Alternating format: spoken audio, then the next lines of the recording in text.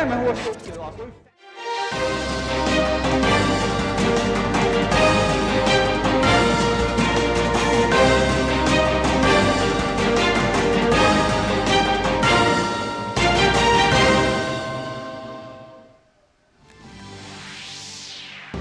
मन की बात के 108वें संस्करण में प्रधानमंत्री ने किया वर्ष 2023 की उपलब्धियों का जिक्र। कहा, आज भारत का कोना कोना आत्मविश्वास से भरा हुआ है। 2024 में भी इसी भावना और गति को बनाए रखने का किया आह्वान।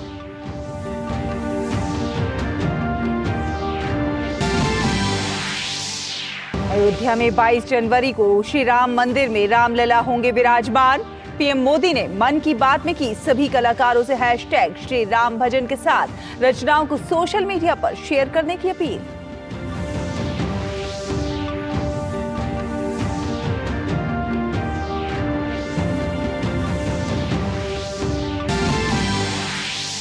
प्रधानमंत्री ने शारीरिक और मानसिक स्वास्थ्य पर की चर्चा।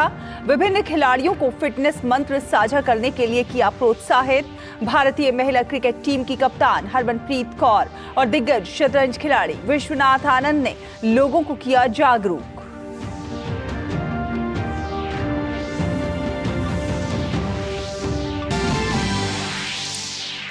आतंकवाद को लेकर जीरो टॉलरेंस की नीति के तहत केंद्र का एक और बड़ा फैसला।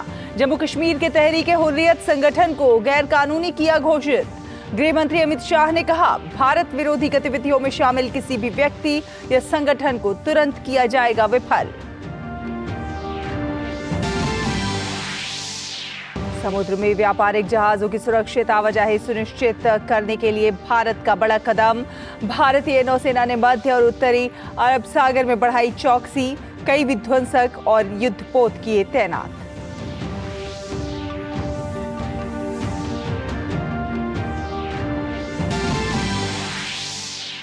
नए साल से पहले देश भर में सुरक्षा चाक चौबंद। दिल्ली में चप्पे चप्पे पर पुलिस कर रही है चेकिंग। दिल्ली मेट्रो ने आज रात 9 बजे के बाद राजीव चौक से बाहर निकलने पर लगाया प्रतिबंध। और भीषण ठंड की चपेट में उत्तर भारत। शीतलहर और कोहरे ने बढ़ाई ठिठुरन। सड़क, रेल और हवाई यातायात प्रभावित। मौसम विभाग के अनुसार कुछ दिनों तक देश के उत्तरी हिस्से को कोहरे से नहीं मिलेगी राहत।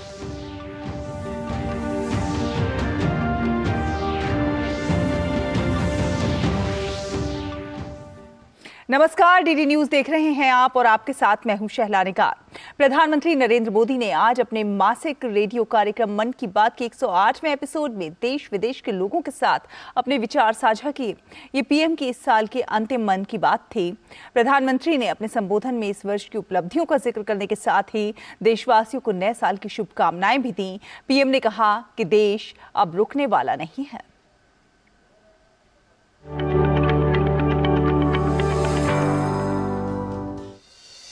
मन की बात के 108वें एपिसोड में प्रधानमंत्री नरेंद्र मोदी ने कहा कि अपने परिवारजनों के साथ मिलना उनके लिए बेहद सुखद होता है। 2023 के अंतिम मन की बात में पीएम ने इस साल देश की तमाम उपलब्धियों को देशवासियों के साथ साझा किया। इसके साथ ही प्रधानमंत्री ने देशवासियों के आने वाले नूतन वर्ष की शुभकामनाएं भी दी। हमारे यहाँ 108 अंक का महत्व, उसकी पवित्रता एक गहन अध्ययन का विषय है। माला में 108 मन के, 108 बार जप, 108 दिव्य क्षेत्र, मंदिरों में 108 सीढ़ियाँ, 108 घंटियाँ। 108 का ये अंक असीम आस्था से जुड़ा हुआ है। इसलिए मन की बात का 108वां एपिसोड मेरे लिए और खास हो गया है। इन 108 एपिसोड्स में हमने जन भागीदारी के कितने ही उदाहरण देखे हैं, उनसे प्रेरणा पाई है। अब इस पड़ाव पर पहुंचने के बाद हमें नए सिरे से नई ऊर्जा के साथ और तेज गति से बढ़ने का संकल्प लेना है। और ये कितना सुखद संयोग है कि कल का सूर्योदय 2024 का प्रथम सूर्योदय होगा। हम वर्ष 2024 में प्रवेश कर चुके होंगे। आप सभी को 2024 की बहुत बहुत शुभकामनाएं। पीएम ने कहा कि 140 करोड़ भारतीयों की ताकत के बलबूते इस साल हमारे देश ने कई विशेष उपलब्धियां हासिल की हैं। आज विकसित भारत का कोना कोना आत्मविश्वास और आत्मनिर्भरता की भावना से ओतप्रोत है। इसी साल नारी शक्ति वंदन अधिनियम पास हुआ, जिसकी प्रतीक्षा बरसों से थी। बहुत सारे लोगों ने पत्र लिखकर भारत के 5वीं सबसे बड़ी अर्थव्यवस्था बनने पर खुशी जाहिर की। अनेक लोगों ने मुझे G20 समिट की सफलता याद दिलाई। साथियों, आज भारत का कोना कोना आत्मविश्वास से भरा हुआ है। विकसित भारत की भावना से, आत्मनिर्भरता की भावना से ओतप्रोत है।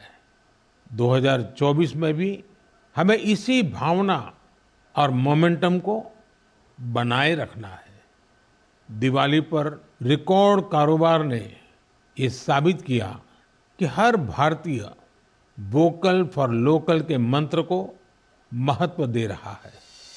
पीएम ने कहा कि चंद्रयान 3 की सफलता के बाद देशवासियों को अपने वैज्ञानिकों और विशेषकर महिला वैज्ञानिकों पर गर्व है। पीएम ने इस साल सिनेमा जगत में हासिल उपलब्धियों का भी जिक्र किया। जब नाटू नाटू को ऑस्कर मिला तो पूरा देश खुशी से झूम उठा। द एलिफेंट विस्परर्स को सम्मान की बात जब सुनी तो कौन खुश नहीं हुआ।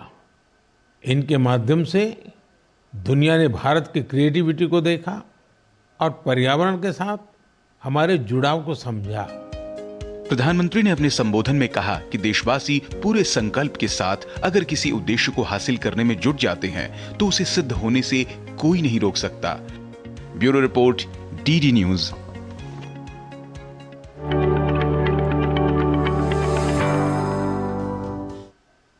प्रधानमंत्री नरेंद्र मोदी ने मन की बात के 108वें एपिसोड में झारखंड के एक आदिवासी गांव के स्कूली बच्चों को पढ़ाई जाने वाली मातृभाषा का जिक्र किया।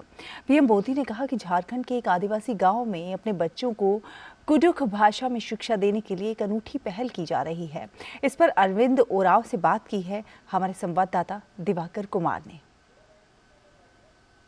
प्रधानमंत्री नरेंद्र मोदी ने आज मन की बात में गुमला के अरविंद ओरांव की चर्चा की कि किस तरीके से ये कुडुख भाषा को बचाने के लिए आगे आए हैं। हमारे साथ बातचीत करने के लिए अरविंद ओरांव है। कैसा लगा आज प्रधानमंत्री जी ने मन की बात में आपकी पहल की सराहना की? बहुत अच्छा लगा सर, बहुत अच्छा लगा, क्योंकि हम लोग जो 10 साल हम लोग काम किए और इस काम को लेकर जब हमारी बात जब प्रधानमंत्री के पास पहुंचा और उन्होंने अपनी मन की बात में हमारे स्कूल का सराहना किए, मैं थैंक यू कहना चाहूँगा।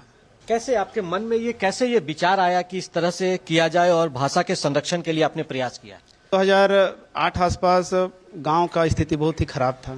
मेरी बहन जो है वो 15-16 साल की एज तक उनको स्कूल तक नहीं पहुंचाया जा सका था और वो 10-12 बार 5 बार लगभग पलायन कर चुकी थी और मेरे पास आके बात रखती थी कि भाई मुझे ही पढ़ाया कीजिए, आपका मम्मी पापा हैं इसलिए आपको तो पढ़ाइए, लेकिन मेरे मम्मी पापा से नहीं हैं, मुझे ऐसा लगता है इसलिए मुझे ही पढ़ना चाहिए।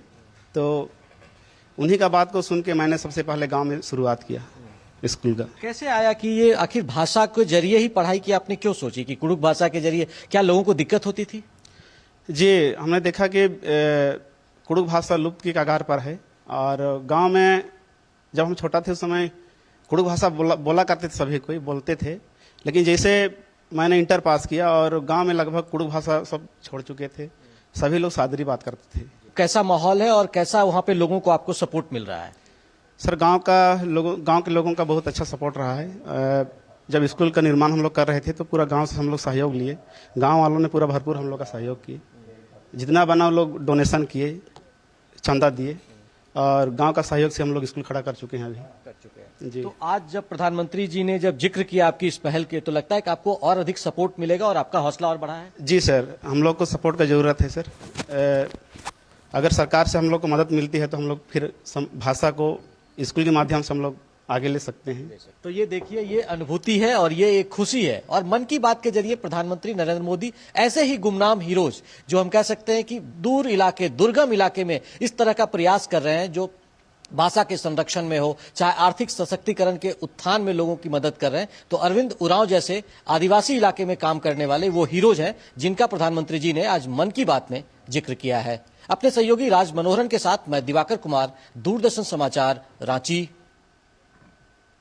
और हरियाणा के पानीपत स्थित ज्ञान मानसरोवर में मन की बात कार्यक्रम देखने आई ब्रह्म कुमारियों ने स्वस्थ रहने के लिए फिटनेस पर जोर देने के प्रधानमंत्री के आह्वान को वर्तमान समय की सबसे महत्वपूर्ण आवश्यकता बताया। उनसे बात की हमारे संवाददाता चंद्रशेखर ने। पानीपत के थिराना में ब्रह्म कुमारी का ज्ञान मानसरोवर में इस वक्त खड़ा हूं और प्रधानमंत्री ने जो मन की बात कार्यक्रम में फिटनेस को लेकर के बात की है, उन पर प्रतिक्रिया इनकी लेते हैं। कोई बड़े फील्ड में डॉक्टर है, इंजीनियर है, लेकिन सब में तनाव, स्ट्रेस, एंजाइटी, ये सुसाइडल केस जो हमारी सोसाइटी में बढ़ रहे हैं, तो इस पर हमें विशेष रूप से कार्य करने की जरूरत है। जो आज का स्टूडेंट है उनमें भी ये चीजें बहुत ज्यादा आ रही है। मेडिटेशन, मन की शांति की जो बात कही है नरेंद्र मोदी ने, वो मन शांत जब होगा जब हम मेडिटेशन करेंगे। मेडिटेशन करने से हमारे बच्चे जो है सुख शांति, जैसे माँ बाप धन कमाता है तो बच्चे भी उस भोजन को जब खाएंगे तो बच्चों का मन भी शांत होगा, बच्चे भी बुरे कर्मों से बचेंगे और खुद भी बचेंगे और हम देश को भी बचाएंगे।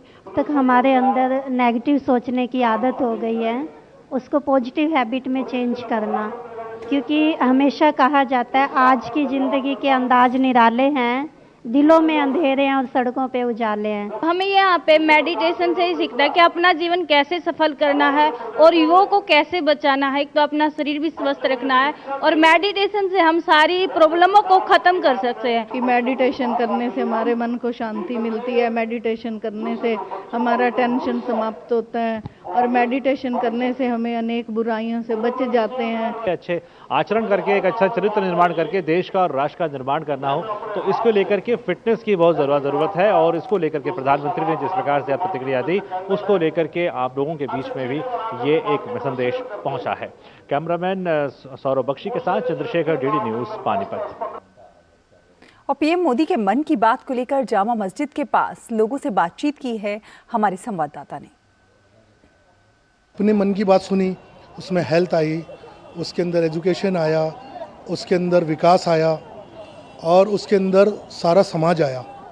तो मैं नरेंद्र मोदी जी से ये कहना चाहता हूँ कि जो आपके काम चल रहे हैं, जो आपका कार्यकाल हो रहा है, हम उससे बहुत खुश हैं और हम ये चाहते हैं कि आप जैसे ये काम कर रहे हैं ऐसे ही करते रहें। 65 साल के अंदर देश को नहीं मिला, वो आज 9.5 साल के अंदर देश को मिल रहा है। देश का मुसलमान जो है आज फल फूल रहा है। मोदी जी मुसलमानों के लिए भी काम कर रहे हैं और मुसलमान आज खुश है। आज का जो मुस्लिम है वो सारा माननीय नरेंद्र मोदी जी के साथ है, क्योंकि उन्होंने काम ही ऐसे करे। सबसे पहले अगर देखा जाए जन धन योजना, उससे मुस्लिमों को फ़ायदा हुआ। 3 तलाक का देखिए, उसमें मुस्लिमों को फ़ायदा हुआ। तो आज का मुस्लिम जो है माननीय प्रधानमंत्री नरेंद्र मोदी जी के साथ है। आज जो 2 बातें मेरी समझ में आई हैं वो इस हेल्थ को लेके जो बात हुई है, स्पोर्ट्स के लेके जो बात हुई है। मैं स्पोर्ट्समैन हूँ, तो वो देश मजबूत और ताकतवर होते हैं जहाँ का युवा मजबूत और ताकतवर तभी होगा जब हमारा देश खेलेगा, कूदेगा और खेल में हिस्सा लेगा। नरेंद्र मोदी का एक मिशन और भी है, नशा मुक्त भारत। और नशा मुक्त भारत होगा तो देश बहुत मजबूत होगा, युवा मजबूत होगा और युवा मजबूत होगा तो देश मजबूत होगा। और आपको बता दें कि गृह मंत्रालय ने तहरीक हुर्रियत जम्मू कश्मीर को अगले 5 वर्षों के लिए गैर कानूनी गतिविधियां रोकथाम अधिनियम के तहत गैर कानूनी घोषित कर दिया है। ये संगठन जम्मू कश्मीर को भारत से अलग करने और इस्लामिक शासन स्थापित करने की निषिद्ध गतिविधियों में शामिल है। ये समूह जम्मू कश्मीर में अलगाववाद को बढ़ावा देने के लिए भारत विरोधी प्रचार फैला रहा था और आतंकवादी गतिविधियां जारी रख रहा था। इसकी घोषणा करते हुए गृह मंत्री अमित शाह ने एक्स पर लिखा कि तहरीक हुर्रियत को जम्मू कश्मीर में यूएपीए के तहत गैर कानूनी संघ घोषित किया गया है। ये संगठन जम्मू कश्मीर को भारत से अलग करने और इस्लामिक शासन स्थापित करने की निषिद्ध गतिविधियों में शामिल है। ये समूह जम्मू कश्मीर में अलगाववाद को बढ़ावा देने के लिए भारत विरोधी प्रचार कर रहा है और आतंकवादी गतिविधियां जारी रखे हुए था। प्रधानमंत्री नरेंद्र मोदी के आतंकवाद के खिलाफ जीरो टॉलरेंस की नीति के तहत भारत विरोधी गतिविधियों में शामिल पाए जाने वाले किसी भी व्यक्ति या संगठन को तुरंत विफल कर दिया जाएगा।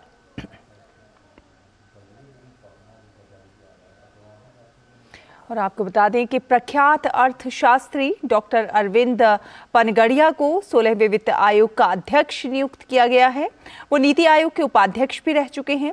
ऋत्विक रंजनम पांडेय को आयोग का सचिव बनाया गया है। पिछले दिनों प्रधानमंत्री नरेंद्र मोदी की अध्यक्षता में हुई केंद्रीय मंत्रिमंडल की बैठक में 16वें वित्त आयोग के लिए संदर्भ शर्तों को मंजूरी दी गई थी। वित्त आयोग केंद्र और राज्यों के बीच करों की शुद्ध आय के वितरण, अनुदान सहायता और राज्यों के राजस्व और नियत अवधि के दौरान पंचायतों के संसाधनों की पूरकता के लिए आवश्यक उपाय करने तथा आय से संबंधित हिस्सेदारी को राज्यों के बीच आवंटन को लेकर अपनी सिफारिशें देगा।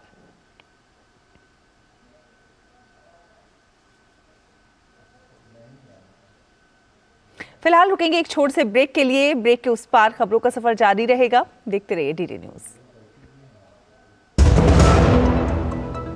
दादी, आज भी आपकी चाय की दुकान बंद थी? 1 महीने से बीमार हूँ, काम बंद और इलाज का खर्चा अलग। आयुष्मान कार्ड नहीं बनवाया? नाम सुना है, कहाँ बनवाना है, कैसे बनवाना है, इस उम्र में भाग दौड़। कार्ड अभी बन जाएगा। आयुष्मान ऐप पर जाकर अपना या परिवार के सदस्य का नाम लाभार्थी सूची में ढूंढें, आधार, OTP या फेस ऑथ द्वारा ऑथेंटिकेट करें, डिटेल्स भरें, अब मोबाइल से फोटो खींचकर अपलोड करें। बन गया। अब ठीक होकर अपने हाथ की चाय पिला दो। और एक प्रकार से PM जय अब गरीबों की जय बन गई है। 5 लाख तक के मुफ्त उपचार की गारंटी, स्वास्थ्य का वरदान आयुष्मान। ब्रेक के बाद स्वागत है आपका। समुद्र में व्यापारिक जहाजों की सुरक्षित आवाजाही सुनिश्चित करने के लिए भारत ने एक बड़ा कदम उठाया है। भारतीय नौसेना ने अरब सागर में निगरानी बड़े पैमाने पर बढ़ा दी है। मध्य और उत्तरी अरब सागर में कड़ी निगरानी सुनिश्चित करने के लिए अतिरिक्त तैनाती की गई है। गौरतलब है कि बीते दिनों लाल सागर, अदन की खाड़ी और मध्य तथा उत्तरी अरब सागर से गुजर रहे जहाजों पर हमलों की घटनाएं देखी गई थीं। पोरबंदर तट के दक्षिण पश्चिम में 220 समुद्री मील दूर MV चेम प्लूटो पर ड्रोन हमले की घटना ने भी समुद्री सुरक्षा संबंधी चिंताओं को बढ़ा दिया था। इनके जवाब में भारतीय नौसेना ने मध्य उत्तरी अरब सागर में समुद्री निगरानी प्रबंधों को काफी बढ़ाया है। समुद्री सुरक्षा सुनिश्चित करने और किसी भी घटना की स्थिति में व्यापारिक जहाजों को सहायता प्रदान करने के लिए विध्वंसक और युद्धपोतों को तैनात किया गया है। लंबी दूरी के समुद्री गश्ती विमानों द्वारा निगरानी को और बढ़ा दिया गया है। राष्ट्रीय समुद्री एजेंसियों के समन्वय से भारतीय नौसेना द्वारा समग्र स्थिति पर बारीकी से नजर रखी जा रही है। भारतीय नौसेना ने इसकी जानकारी देते हुए अपने बयान में कहा कि वो क्षेत्र में व्यापारिक जहाजरानी की सुरक्षा सुनिश्चित करने के लिए पूरी तरह प्रतिबद्ध है। पार्क तो आपने बहुत सारे देखे होंगे, लेकिन हम आपको आज एक ऐसे पार्क के बारे में बता रहे हैं जहां काफी संख्या में युवा पहुंचते हैं। लेकिन ये युवा घूमने फिरने नहीं आते हैं, बल्कि आते हैं यहां पर पढ़ाई करने के लिए। मदुरै के इस अनोखे पार्क का जायजा लिया हमारे संवाददाता गिरीश निशाना ने।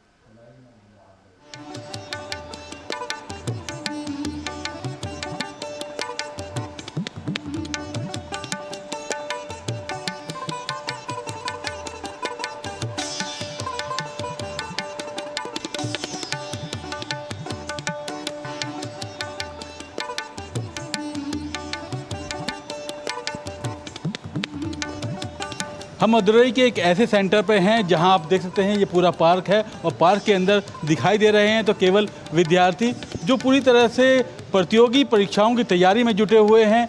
कुछ विद्यार्थी हैं, कुछ युवा हमारे साथ हैं, बात करते हैं। सर, किस लिए आप यहाँ कर रहे हैं पढ़ाई?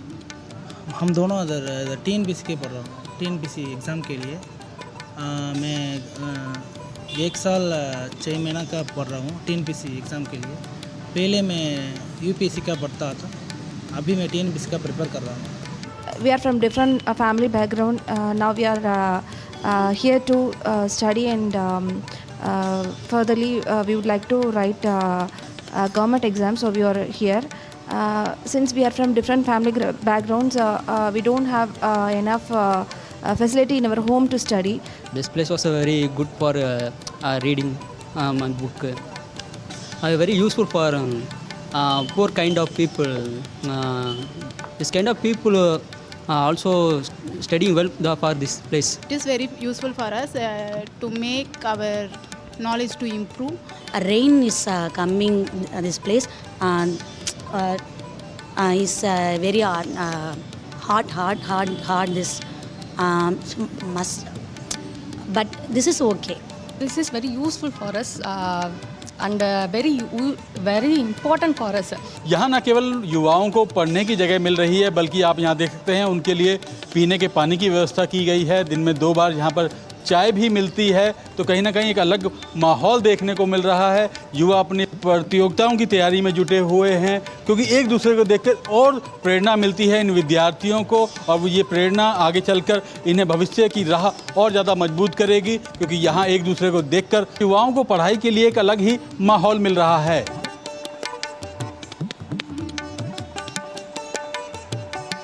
हम मदुरई कॉरपोरेशन के ऑफिस में हैं और यहाँ पर जो खाली जगह पड़ी है वहाँ पर पार्क के अंदर जो युवा हैं वो प्रतियोगी परीक्षाओं की तैयारी में जुटे हुए हैं। ऐसे ही जो विद्यार्थी हैं, जो युवा हैं, जो प्रतियोगी परीक्षाओं की तैयारी में जुटे हुए हैं, उनके लिए लाइब्रेरी मिल सके, उनको डिजिटल फैसिलिटी मिल सके, उसके लिए कहीं ना कहीं स्मार्ट सिटी मिशन के तहत लाइब्रेरी और नॉलेज सेंटर को बनाया गया है, ताकि ये युवा वहाँ जाकर तैयारी कर सकें, अपने भविष्य को संवार सकें। कैमरामैन आरके के साथ गिरीश निशाना, डीडी न्यूज़, मदुरई। और तमिलनाडु के मदुरई में जो युवा खुले आसमान के नीचे पढ़ने को मजबूर हैं, ऐसे ही युवाओं को एक ही छत के नीचे उन्हें पढ़ने का स्थान मिल सके, इसके लिए केंद्र सरकार के स्मार्ट सिटी मिशन ने लाइब्रेरी और नॉलेज सेंटर बनाया है। इस लाइब्रेरी और नॉलेज सेंटर का जायजा लिया हमारे संवाददाता गिरीश निशाना ने।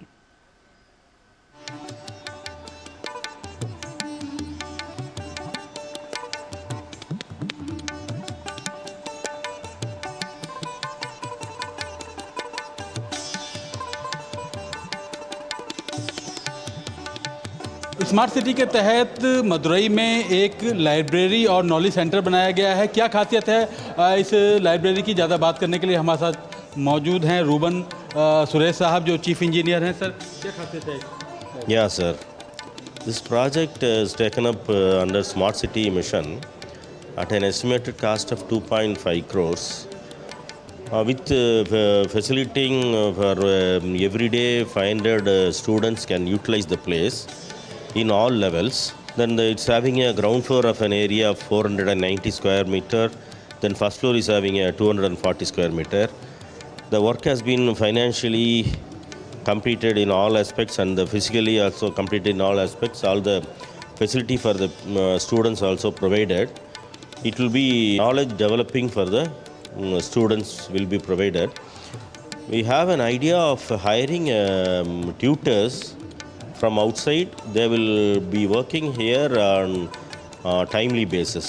So people who are not afford to have a special coaching and all will be facilitated, will have the facility here, and they will upgrade to their knowledge and their status in the educational level. So definitely this will be helpful for the Madurai people. This place is also very easy access to all students of this area. This is a very known place, very nearest to Tamuka Maidan also this place was selected. Previously this place was vacant. Now the people will use. This will be also, digital library will be also functioning here. It is not a revenue generating or revenue yielding for the corporation. We want to facilitate these people. यहाँ न केवल बड़ों के लिए बल्कि छोटे बच्चों के लिए भी एक अलग से सेक्शन बनाया गया है, जहाँ पर छोटे बच्चे आकर इस लाइब्रेरी का फ़ायदा उठा सकते हैं और अपनी मनपसंद पुस्तकें पढ़ सकते हैं। कैमरामैन आरके के साथ गिरीश निशाना, डीडी न्यूज़, मदुरई। और रक्षा मंत्री राजनाथ सिंह असम में तेजपुर विश्वविद्यालय के 21वीं दीक्षांत समारोह में मुख्य अतिथि के तौर पर शामिल हुए। राजनाथ सिंह विश्वविद्यालय के सफल छात्रों को डिग्री और डिप्लोमा प्रदान किए। इनमें 46 योग्य अभ्यर्थियों को स्वर्ण पदक प्रदान किए गए। इस मौके पर राजनाथ सिंह ने कहा कि आज भारत दुनिया में सबसे तेज गति से बढ़ने वाला देश बन गया है।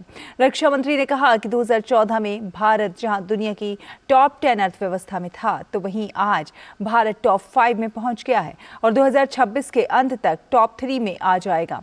उन्होंने कहा कि इस तरह भारत आज़ादी के 100 वर्ष बाद यानी कि साल 2047 तक दुनिया की नंबर 1 अर्थव्यवस्था बन जाएगा। 2014 में हम जहां दुनिया की टॉप 10 इकोनॉमीज में खड़े थे, आज हम सीना ठोक कर कह सकते हैं कि भारत दुनिया की टॉप 5 इकोनॉमीज में आकर खड़ा हो गया। और मैं आपको यकीन दिलाना चाहता हूं, हमारे प्राइम मिनिस्टर ने भी कंट्री को एश्योर किया है कि 26 समाप्त होते होते 2027 आते आते भारत की इकॉनमी दुनिया की टॉप 3 कंट्रीज में आकर खड़ी हो जाए।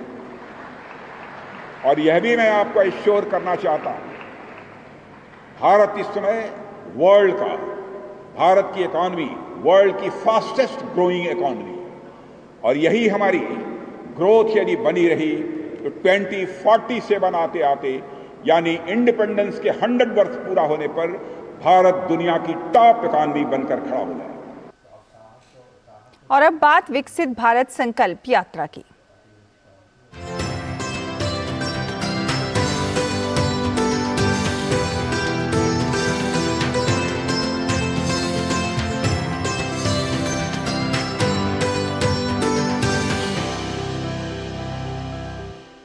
लखनऊ में विकसित भारत संकल्प यात्रा को संबोधित करते हुए भाजपा के राष्ट्रीय अध्यक्ष जेपी नड्डा ने कहा कि इस यात्रा का उद्देश्य है कि कोई भी लाभार्थी छूट ना जाए। जिसको हमने लाभ पहुंचाया है उन तक लाभ पहुंचे और लाभ पहुंचने में कोई कठिनाई ना आए।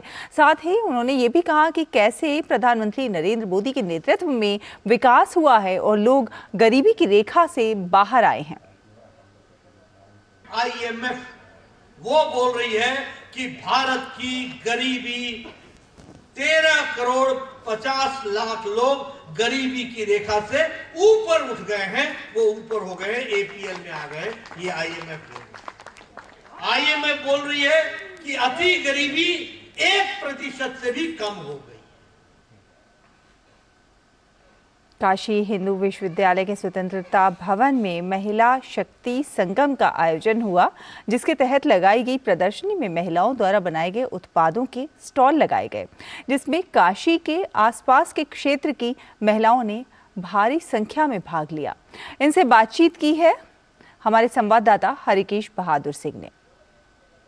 मातृशक्ति संगम का आयोजन किया गया है काशी हिंदू विश्वविद्यालय के स्वतंत्रता भवन में।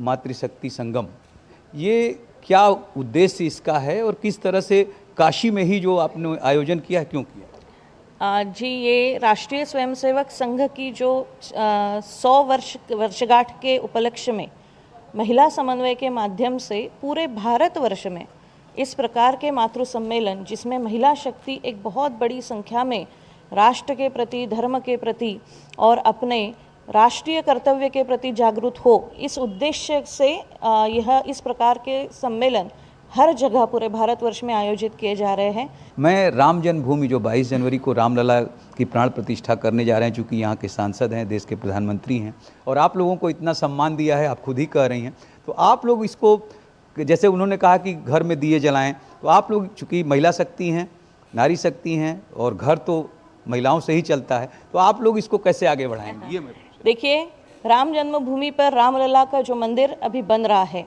वह मंदिर केवल ईंट पत्थर का मंदिर नहीं है, तो हमारी भारत की चिरंतन परंपरा, मूल्य आदि का प्रतीक वह है। राम का जीवन भी हम सब भारतीयों के लिए एक आदर्श जीवन है।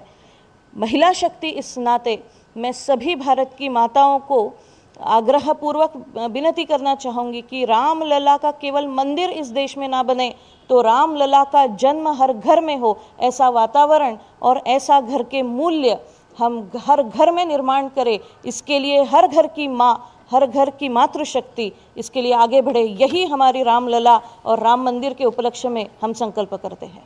ये नारी संकल्प है कि माँ के रूप में जैसे वहाँ पे प्राण प्रतिष्ठा होगी राम की, वैसे ही हर घर में प्रतिष्ठा करें श्री राम की, जो कि सनातन भी है और महिला शक्ति इसके लिए प्रेरित भी कर रही हैं दूसरी महिलाओं। Doctor Harkesh Bahadur Singh Gautam, DD news, Varanasi. इसी के साथ इस बुलेटिन में फिलहाल इतना ही, लेकिन डीडी न्यूज़ पर खबरों का सफर लगातार जारी है। आप देखते रहिए डीडी न्यूज़। नमस्कार।